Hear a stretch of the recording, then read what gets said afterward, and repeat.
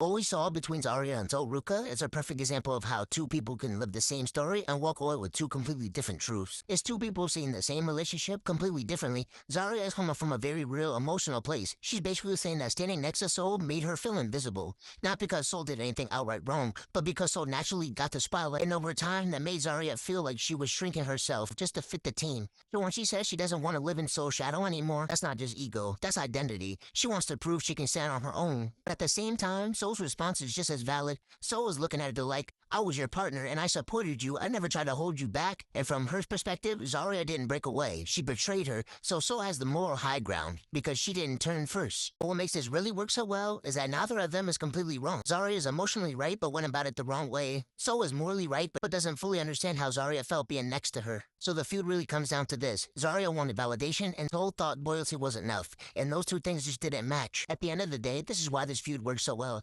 Because it's not just about who's right, it's about perspective. Zaria felt like she had to break away to finally be seen, while Soul feels like she got stabbed in the back for something she never even realized she was doing. That's what makes this an emotionally layered feud, because now it's not just competition, it's personal. Zaria is fighting to prove she's never was second, and Soul is fighting to prove she never made her feel that way. And when you have two people that are convinced they're right, that's when things really start to fall apart.